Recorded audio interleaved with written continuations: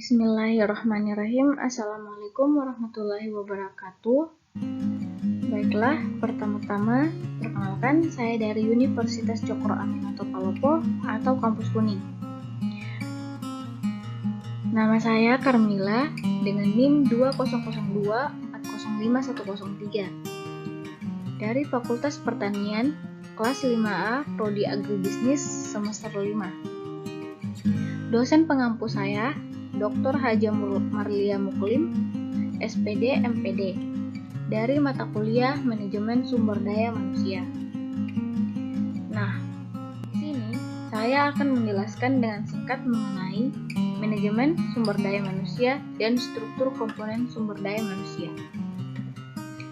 Manajemen sumber daya manusia adalah ilmu dan seni mengatur hubungan dan peranan tenaga kerja secara efisien dan efektif sehingga tercapai tujuan bersama perusahaan, karyawan, dan masyarakat.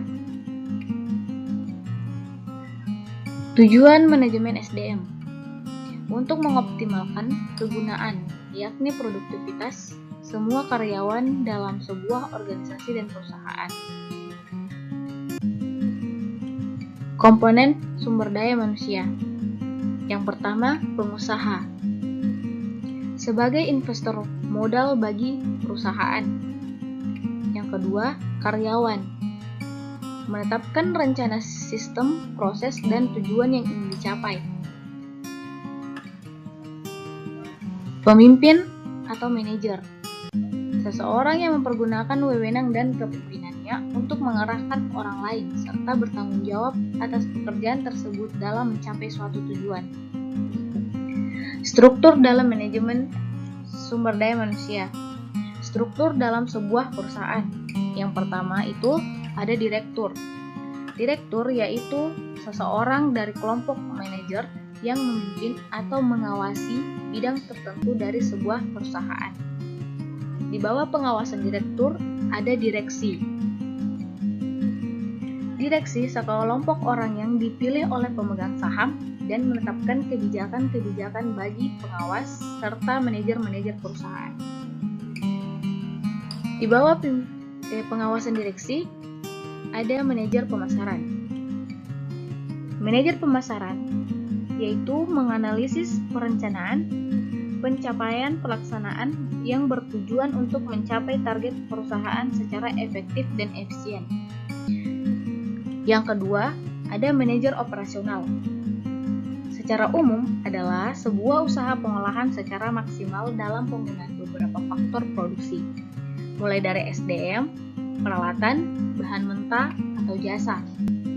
Yang ketiga, ada manajer keuangan, yaitu pihak atau sosok yang beroperasi dalam pengelolaan finansial badan usaha, meliputi sumber dana, penghasilan perusahaan, dan pengeluaran pokok. Dan yang terakhir ada manajer sumber daya manusia, yaitu kelompok yang mengelola karyawan perusahaan termasuk staf SDM, seperti menangani pelatihan, orientasi kebijakan, prosedur, dan operasi. Di bawah pengawasan dari manajer SDM itu ada divisi sumber daya manusia, ketenagakerjaan, keselamatan dan kesehatan, dan divisi perhubungan. Nah, itulah materi singkat yang dapat saya jelaskan. Di slide terakhir, saya akan menampilkan foto kampus Kuning. Nah, inilah gambar atau foto dari Universitas Cokro Aminoto Palopo atau Kampus Kuning.